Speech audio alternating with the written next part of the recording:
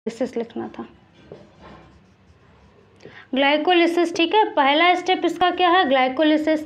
दूसरा स्टेप इसका है Krebs cycle, Krebs cycle, CYCLE।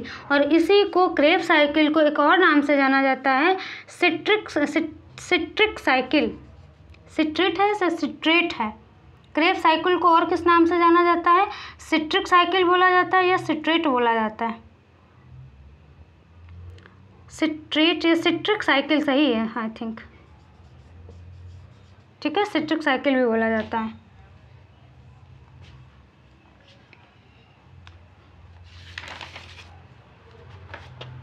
चलो ठीक है, ठीक है फ्रेंड्स, ये दूसरा नाम मुझे क्लियर नहीं है ना, तो इस चीज़ को मैं यहाँ पे नहीं रखूँगी, बस इतना जान लीजिए। ठीक है, क्रेब साइकिल एक और सिट्रेट या सिट्रिक साइकिल भी बोला जाता है। वो दिमाग से थोड़ा स्किप कर गया और कॉपी में हमें समझ नहीं आ रहा कहाँ पर मैंने लिखा है इस चीज़ को, क्योंकि बताऊँ फ्रेंड्स, कोई चीज़ मेरे पास मतलब एक लाइन से नहीं लिखी हुई है ना। जब मैं किसी चीज़ को पढ़ती हूँ तो कहीं मतलब नोट कर लेती हूँ, लेकिन उस तरीके से नहीं लिखा है कि मैं सिर्फ एक बार देखूँ मिल जाए, वो थोड़ा टाइम लगता है, लेकिन कोई नहीं। देखिए, मैंने बताया कि जो ये वाला प्रोसेस है माइटोकॉन्ड्रिया वाला, वो 2 स्टेप में कंप्लीट होता है। पहला ग्लाइकोलिसिस होता है और दूसरा है क्रेब साइकिल। ठीक है, अब देखिए, जो ग्लाइकोलिसिस प्रोसेस है सेम यही होता है। जब ऑक्सीजन हमारी सेल में पहुंचता है ना, तो 2 प्रोसेस होने स्टार्ट हो जाते हैं। सबसे पहला ग्लाइकोलिसिस होता है और उसके बाद क्रेब साइकिल वाला प्रोसेस होता है। तो देखिए, ग्लाइकोलिसिस में हमने बताया था क्या क्या है, ग्लूकोज जो होता है वो किस में कन्वर्ट होता है, ग्लूकोज जो होता है वो कन्वर्ट हो जाता है पायरुविक एसिड में। किस में, पायरुविक एसिड में। और पायरुविक एसिड के कितने मॉलिक्यूल, 2 मॉलिक्यूल, और साथ में कितने एटीपी बनाता है, 2 एटीपी बनाता है ना। ये चीज़ आपको समझ में आई। देखिए, जो साइटो और ये कहाँ पर, ऑक्सीजन के एब्सेंस में होता है। ठीक है, यहाँ पर ऑक्सीजन नहीं प्रेजेंट होती है, ग्लाइकोलिसिस ऑक्सीजन के एब्सेंस में होती है ना। तो जब ऑक्सीजन के एब्सेंस में होती है तो ये क्या बनाती है, पायरुविक एसिड, और ये 2 एटीपी बनाता है। और यहाँ पे जो ग्लूकोज का ऑक्सीडेशन होता है वो क्या होता है, आंशिक होता है, पार्शल होता है। ठीक है, पार्शली होता है, आंशिक रूप से होता है, पूरी तरीके से नहीं होता। देखिए, ये साइटोप्लाज्म जो है, यहाँ पर ये वाला प्रोसेस होता है ना, ये क्या करता है, इतनी सारी चीज़ें बनाता है और यही बनी बनाई चीज़ें कहाँ पहुँचती हैं, माइटोकॉन्ड्रिया में पहुँचती है। यानी ये चीज़ कहाँ बनी, इस द्रव में बनी, और इस द्रव से कहाँ पहुँची, यहाँ पहुँच जाती, कहाँ, सेल के अंदर, है ना। अब देखिए, सेल के अंदर नहीं, माइटोकॉन्ड्रिया के अंदर, है ना। और माइटोकॉन्ड्रिया में क्या प्रेजेंट है, मैंने बताया कि माइटोकॉन्ड्रिया में ऑक्सीजन पहुंच जाता है ना, तो ये ऑक्सीजन के प्रेजेंस में ही होता है। और ये ऑक्सीजन यहाँ प्रेजेंट है, यहाँ पर क्या है, ऑक्सीजन प्रेजेंट है, और ये यहाँ गया तो इसका क्या कर देता है, जो आंशिक रूप से ऑक्सीडेशन हुआ था पायरुविक एसिड का, इसको क्या कर देता है, पूर्ण रूप से इसको ऑक्सीडेशन कर देता है। कौन, ये ऑक्सीजन, कहाँ, माइटोकॉन्ड्रिया में, है ना। और जब ये पूर्ण रूप से ऑक्सीडाइज हो जाता है, यही पायरुविक एसिड बना बनाया, ये कोई काम नहीं करता है माइटोकॉन्ड्रिया, सिर्फ क्या करता है, बना बनाया जो भी पायरुविक एसिड आता है उसको पूरी तरीके से ऑक्सीडाइज करने का काम करता है। यहाँ पे ये आंशिक रूप से ऑक्सीडाइज हुआ था और यहाँ जाके पूरी तरीके से ऑक्सीडाइज हो जाता है, टूट जाता है, ऑक्सीकृत हो जाता है ना। तब क्या होता है, जब ये ऑक्सीकृत हो जाता है तो ये CO2 और H2O में कन्वर्ट हो जाता है। किसमें, CO2 और H2O में बदल जाता है, और साथ में हमें एनर्जी प्राप्त होती है, एनर्जी मिलती है। अब इस प्रकार क्या होता है, ग्लूकोज का पूरी तरीके से ऑक्सीडेशन होता है, कहाँ कंप्लीट होता है, यहाँ। ठीक है, माइटोकॉन्ड्रिया में। अभी मैं बताऊंगी क्वेश्चन कैसे पूछे जाते हैं। ठीक है, अब देखिए, ये चीज़ आपको समझ में आ गई, ये साइकिल समझ में आ गई। आपको बताएं BSc में ये पूरा प्रोसेस कैसे होता है ये बताया जाता है। यहाँ तो सिर्फ हम ATP समझाने के लिए सारी चीज़ें बता रहे हैं।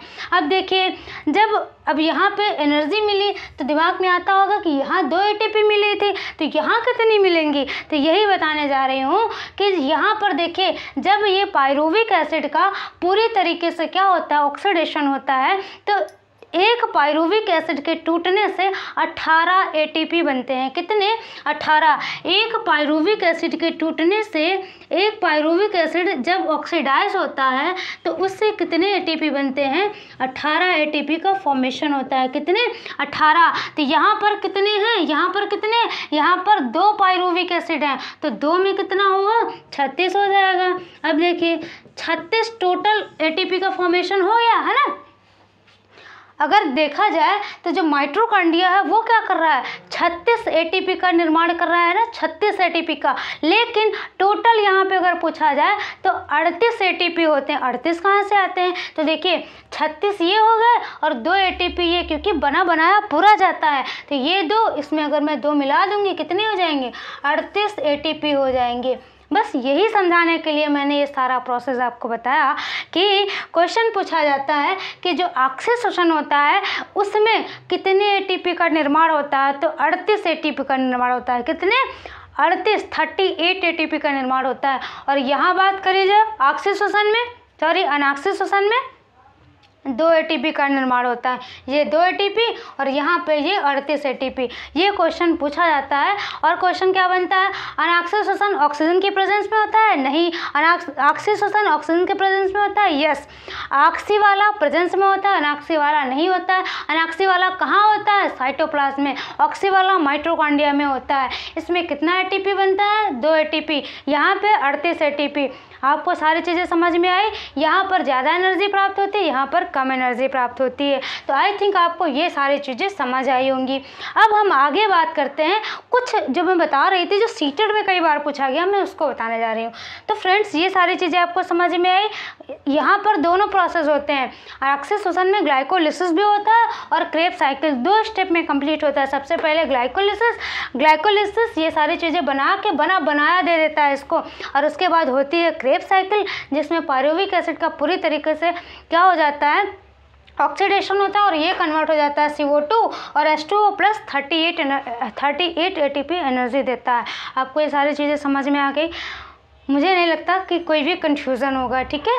और ये जो CO2 है यही क्या होता है, ब्लड के थ्रू कहाँ जाता है, लंग्स के पास जाता है। लंग्स क्या करता है, नाक के थ्रू बाहर कर देता है। तो ये सारी चीज़ें समझ में आ गई होंगी। अब एक चीज़ और समझ लीजिए, मैं इसको साफ कर दूँ। आप जब भी नोट्स बनाना ना तो क्या करना कि थोड़ा पॉज कर लेना, ठीक है। मुझे साफ़ करना पड़ा क्योंकि इस चीज़ को मैं पहले से इसीलिए नहीं लिखा था मैंने कि मुझे समझाना था। अगर मैं पहले से लिख लेते तो समझा ही नहीं पाती। देखिए जो ग्लूकोज है ना, जो ग्लूकोज है वो किसमें, ग्लाइकोलिसिस प्रोसेस के थ्रू किसमें टूटा, पायरुविक एसिड में। किसमें, पायरुविक एसिड में।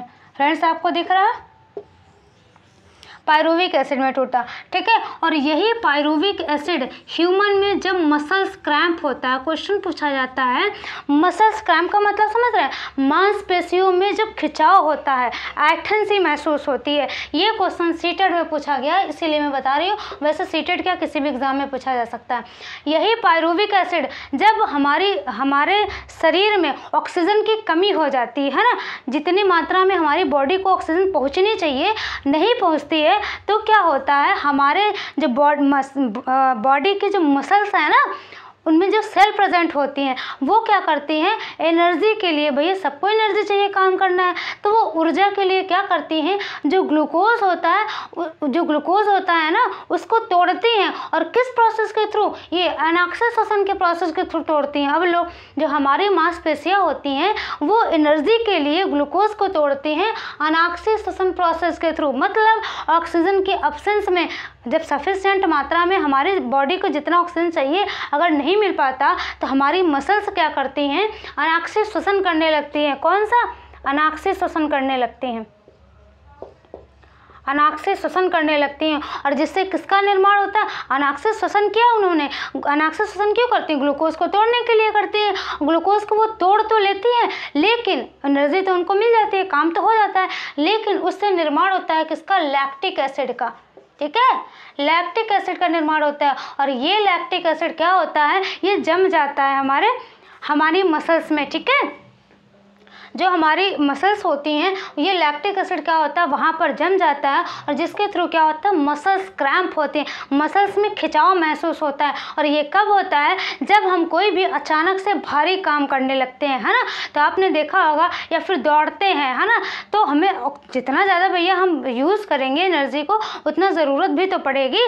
तो जब हम दौड़ते हैं या फिर व्यायाम करते हैं, बहुत ही मतलब कि कठिन वाला देखा जाए, जब व्यायाम करते हैं, भारी भरकम दौड़ते करते हैं, है ना, और भारी भरकम कोई काम कर लिए अचानक से, तो क्या होता है, हमारी बॉडी में ऑक्सीजन की कमी हो जाती है। और जब हमारी बॉडी में ऑक्सीजन की कमी हो जाती है तो हमारे जो मसल्स होती हैं वो क्या करती हैं, एनारोबिक रेस्पिरेशन करने लगती है, अनाक्षी श्वसन करने लगती हैं। यानी ऑक्सीजन की एब्सेंस में, अनाक्षी मतलब ऑक्सीजन के एब्सेंस में, वो क्या करती हैं, ग्लूकोज को तोड़ती हैं। एनर्जी तो मिल जाती है, काम तो हो जाता है, लेकिन निर्माण किसका होता है, लैक्टिक एसिड का, जो कि हानिकारक है ना, मतलब थोड़ा बहुत है तो कोई दिक्कत नहीं है, लेकिन जब यही लैक्टिक एसिड काफ़ी मात्रा में इकट्ठा हो जाता है तो क्या होता है, हमारी जो मांसपेशियां उनमें खिंचाव महसूस होता है, ऐंठन महसूस होती है ना। आपने सुना होगा कि घुटनों वगैरह में जो दर्द वगैरह होता है ना, लैक्टिक एसिड के जमाव के कारण हो जाता है। ठीक है, तो ये सारी चीज़ आपको समझ में आई। ह्यूमन में मसल्स क्रैम्प जो होता है वो कैसे होता है, ये हमारे जो सेल्स होते हैं वो क्या करने लगती हैं, मसल्स जो होती हैं वो क्या करने लगती है, एनारोबिक रेस्पिरेशन करने लगती हैं। कब करती हैं, जब ऑक्सीजन की कमी होती है। ठीक है, ऑक्सीजन की कमी होती है हमारी बॉडी में, तब ये करती हैं। और एक चीज़ और यहाँ पे इम्पॉर्टेंट है, क्वेश्चन पूछा जाता है हमारे बॉडी में, मतलब कि कहाँ पर जो एनारोबिक रेस्पिरेशन होता है, एक तो मसल्स के सेल में जब ऑक्सीजन की कमी होती है तब होता है, उसके अलावा कहाँ होता है, तो वो होता है आरबीसी में।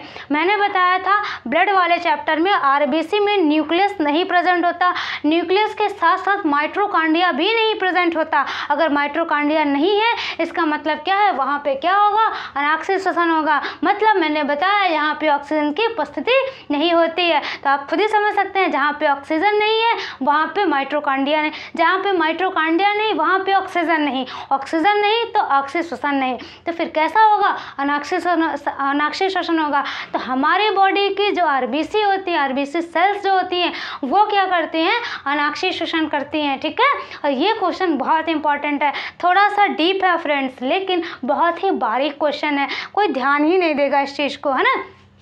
अब देखिए, वैसे जो पढ़े होंगे वो तो ध्यान दिए होंगे, लेकिन मैं बता दे रही हूँ। अब आपको, यदि आपको पता है तो अच्छी बात है, नहीं पता है तो जान लीजिए हमारी बॉडी में जो आरबीसी होती है वो कैसा श्वसन करती है, उनमें कैसा रेस्पिरेशन होता है, सेल्स में रेस्पिरेशन होता है सारा ना, वो कैसा करती हैं, तो अनाक्षी श्वसन करती हैं। अब देखिए, ये आपको लैक्टिक एसिड का फॉर्मेशन कैसे होता है समझ में आया। दूसरा प्रोसेस देखिए,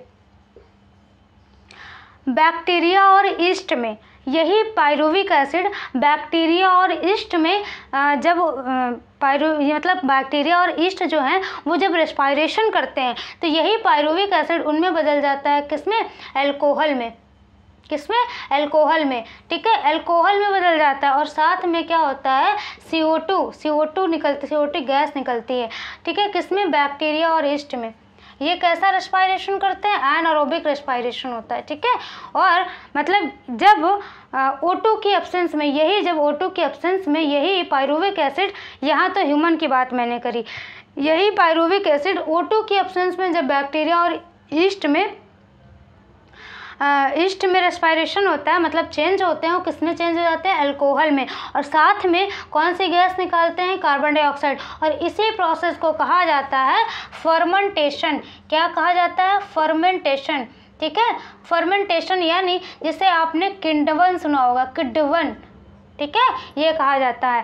तो जो फर्मेंटेशन प्रोसेस होता है उसमें क्या होता है, एनारोबिक रेस्पिरेशन होता है। ठीक है, O2 की एब्सेंस में यही पायरुविक एसिड किस में बदल जाता है, ये अल्कोहल में बदल जाता है। और क्वेश्चन पूछा जाता है कि फर्मेंटेशन प्रोसेस में कौन सी गैस जो होती है वो निकलती है, तो वो है कार्बन डाइऑक्साइड। ठीक है, और दूसरा क्वेश्चन पूछा जाता है कि फर्मेंटेशन प्रोसेस में जो कंपाउंड बनता है वो कौन है, वो है अल्कोहल, जो इसका फॉर्मूला होता है C2H5OH होता है। ठीक है, अल्कोहल निर्माण होता है। तो फर्मेंटेशन में अल्कोहल का फॉर्मेशन होता है, कार्बन डाइऑक्साइड गैस निकलती है। दूसरी चीज़, जो दही का निर्माण होता है ना, सिरके का निर्माण होता है, जो शराब का निर्माण होता है, अल्कोहल क्या है, शराब है, वो इसी प्रोसेस के थ्रू होता है। ठीक है, ये सारी चीज़ें आपको समझ में आई। फर्मेंटेशन प्रोसेस क्या है, समझ में आया। इसमें क्या होता है कि एनारोबिक रेस्पिरेशन होता है, और ग्लूकोज जो होता है यही पायरुविक एसिड, ग्लूकोज पायरुविक में कन्वर्ट होता है, पायरुविक किस में कन्वर्ट हो जाता है, अल्कोहल में कन्वर्ट हो जाता है। तो ये बैक्टीरिया और ईस्ट में मैंने बताया, ह्यूमन में ये लैक्टिक एसिड में कन्वर्ट होता है, लेकिन बैक्टीरिया और ईस्ट में एनारोबिक रेस्पिरेशन होता है तो अल्कोहल में कन्वर्ट होता है, कार्बन डाइऑक्साइड गैस निकलती है। यही जो प्रोसेस है बैक्टीरिया और ईस्ट में, सारा जो प्रोसेस होता है इसे ही बोलते हैं फर्मेंटेशन प्रोसेस, किण्वन कहा जाता है। तो फ्रेंड्स ये था हमारा आज का वीडियो पूरी क्लास का कि आंतरिक श्वसन कैसे होता है हमारी बॉडी में और फर्मेंटेशन क्या होता है, ये सारी चीज़ें समझाने के लिए मैंने आज का वीडियो बनाया। ठीक है, आपको समझ में आया या नहीं ज़रूर बताएं फ्रेंड्स। क्या मैं एक बार पूरा रिकॉल कर दूं? यस, मैं करूंगी ज़रूर, ताकि आपके माइंड में सेट हो जाए। देखिए आंतरिक श्वसन क्या होता है, सेल के अंदर होने वाला प्रोसेस क्या कहलाता है, आंतरिक श्वसन कहलाता है, इसीलिए इसको सेलुलर रेस्पिरेशन या कोशिकीय श्वसन कहते हैं। ठीक है, कोशिकीय श्वसन जो होता है कैटाबॉलिक प्रोसेस होता है, यानी इसमें कोई चीज़ टूटती है, साथ में किसी चीज़ का एनर्जी का निर्माण होता है। ठीक है, इसलिए इसे क्या बोलते हैं, कैटाबॉलिक प्रोसेस बोलते हैं। ये ऑक्सीजन की प्रेजेंस और एब्सेंस दोनों में ये प्रोसेस होता है। इसी आधार पर इसे दो भागों में डिवाइड किया गया, एक है अनाक्सी, एक है ऑक्सी। ऑक्सी में ऑक्सीजन की ज़रूरत नहीं, अनाक्सी में ऑक्सीजन की ज़रूरत नहीं होती है, ऑक्सी में ऑक्सीजन की ज़रूरत होती है। अनाक्सी में जो अनाक्सी रेस्पिरेशन होता है, श्वसन होता है, वो साइटोप्लाज्म में होता है, सेल के साइटोप्लाज्म में, और ये कहाँ होता है, माइटोकॉन्ड्रिया में होता है। इसमें क्या होता है, ग्लाइकोलिसिस प्रोसेस होता है। ग्लाइकोलिसिस प्रोसेस में क्या होता है, ग्लूकोज टूटता है। ग्लूकोज किस में टूटता है, पायरुविक एसिड में, और पायरुविक एसिड के दो मॉलिक्यूल बनाता है, साथ में 4 ATP बनाता है। 4 ATP में 2 ATP यूज़ हो जाते हैं। ठीक है, इस पूरे प्रोसेस को कराने में सिर्फ कितने ATP बचते हैं, 2। तो ओवरऑल जो एनारोबिक रेस्पिरेशन है यानी जो अनाक्सी श्वसन है, इसमें कितने ATP बने, 2 ATP बने। ठीक है, अब आते हैं हम इधर ऑक्सी श्वसन में, ये माइटोकॉन्ड्रिया में होता है। ये 2 स्टेप में कंप्लीट होता है। पहला स्टेप है ग्लाइकोलिसिस और दूसरा है क्रेब्स साइकिल। ठीक है, ग्लाइकोलिसिस सेम यही प्रोसेस होता है। ठीक है, जब हमारा ऑक्सीजन सेल में पहुंचता है तो ग्लाइकोलिसिस स्टार्ट हो जाती है। सेम वही चीज़ बनाएगी, 2 मॉलिक्यूल बनाएगी पायरुविक एसिड के और 2 ATP जो फायदा हुआ था वो। ठीक है, और यही बना बनाया पायरुविक एसिड और 2 ATP कहाँ पहुँच जाता है, माइटोकॉन्ड्रिया में जाता है। और जो प्रोसेस होता है उसको ये मतलब ये जो क्रेब्स साइकिल बोला गया ना, ये साइंटिस्ट थे, उन्हीं के नाम पे साइकिल को रख दिया गया, क्रेब्स साइकिल। ठीक है, इस प्रोसेस को यहाँ पे क्या होता है, जो बना बनाया 2 मॉलिक्यूल पायरुविक एसिड के और 2 ATP कहाँ पहुँच जाते हैं, माइटोकॉन्ड्रिया में। माइटोकॉन्ड्रिया में यहाँ पर इसका पार्शियली ऑक्सीडेशन होता है आंशिक रूप से, और यहाँ पूर्ण रूप से हो जाता है। पूर्ण रूप से जब पायरुविक एसिड ऑक्सीडाइज हो जाता है तब किसका निर्माण होता है, तो ये बदल जाता है CO2 और H2O में, साथ में 38 ATP का फॉर्मेशन होता है। एक पायरुविक एसिड से 2 मॉलिक्यूल थे, एक पायरुविक एसिड से 18 ATP बनते हैं। तो 2 से कितना होगा, 18 दूना 36, यानी 36 ATP का फॉर्मेशन किससे हो जाता है, पायरुविक एसिड से। और 2 ATP ये ग्लूकोज वाली जो साइकिल थी उससे जो मिला था, ग्लाइकोलिसिस वाली साइकिल, इससे जो 2 ATP मिला था, 36 और 2 जुड़ के हो जाएंगे कितने, 38 ATP हो जाते हैं। ठीक है, तो ओवरऑल जो ये रेस्पिरेशन है, ऑक्सी श्वसन है, इसमें कितने ATP का फॉर्मेशन होता है, 38 ATP का फॉर्मेशन होता है। अब आगे मैंने बताया मसल्स क्रैम्प कब होते हैं, जब हमारी बॉडी में ऑक्सीजन की मात्रा कम हो जाती है तो हमारी बॉडी की जो मसल्स होती हैं वो क्या करती है, एनर्जी के लिए ग्लूकोज को तोड़ती हैं, वो भी किसकी एब्सेंस में, ऑक्सीजन के एब्सेंस में, क्योंकि ऑक्सीजन की कमी है तभी तो ये काम हो रहा है। ऑक्सीजन के एब्सेंस में क्या करते हैं, ग्लूकोज को तोड़ते हैं, एनर्जी तो उनको मिल जाती है, लेकिन लैक्टिक एसिड का फॉर्मेशन होता है, और ये लैक्टिक एसिड क्या करता है, जम जाता है, जिसकी वजह से क्या होता है, हमारी मसल्स में खिंचाव महसूस होता है। और यही क्वेश्चन पूछा गया था कि मसल्स क्रैम्प जब होता है तो उसमें किस चीज़ का फॉर्मेशन होता है, लैक्टिक एसिड का। ठीक है, अब आगे देखिए, दूसरा मैंने बताया फर्मेंटेशन प्रोसेस जो होता है, किण्वन जो प्रोसेस होता है वो यही है। ठीक है, किण्वन या फर्मेंटेशन में क्या होता है कि जो बैक्टीरिया और ईस्ट हैं उसमें क्या होता है, एनारोबिक रेस्पिरेशन होता है, जिससे निर्माण किसका हो जाता है, यही पायरुविक एसिड कन्वर्ट हो जाता है अल्कोहल में और साथ में कार्बन डाइऑक्साइड गैस निकालता है। ठीक है, तो क्वेश्चन पूछा जाता है कि फर्मेंटेशन में कौन सी गैस निकलती है, कार्बन डाइऑक्साइड, किस कंपाउंड का फॉर्मेशन होता है, एथिल अल्कोहल का। और फर्मेंटेशन प्रोसेस से ही दही का निर्माण, सिरके का निर्माण, अल्कोहल का निर्माण, इन सब चीज़ों का क्या किया जाता है, निर्माण किया जाता है। तो फर्मेंटेशन आपको समझ में आया क्या होता है, इसी प्रोसेस को क्या बोलते हैं, फर्मेंटेशन बोलते हैं। सो ये था हमारा आज का वीडियो, कैसा लगा आपको ज़रूर बताएं, समझ में आया या नहीं, थोड़ा सा डीप था फ्रेंड्स, लेकिन अब आपको यदि आपने कंसंट्रेट होकर देखा वीडियो तो कभी आप नहीं भूलेंगे कि 38 ATP कहाँ से आए, 2 ATP कहाँ से आए, इसमें ज़्यादा एनर्जी कैसे हुई, इसमें कम एनर्जी कैसे हुई। ATP क्या है, ATP एनर्जी की करेंसी है, जिसका फुल फॉर्म होता है ATP का एडेनोसिन ट्राइफॉस्फेट। ठीक है, तो ये था हमारा आज का वीडियो, कैसा लगा फ्रेंड्स ज़रूर बताएं। Thank you for watching my video friends.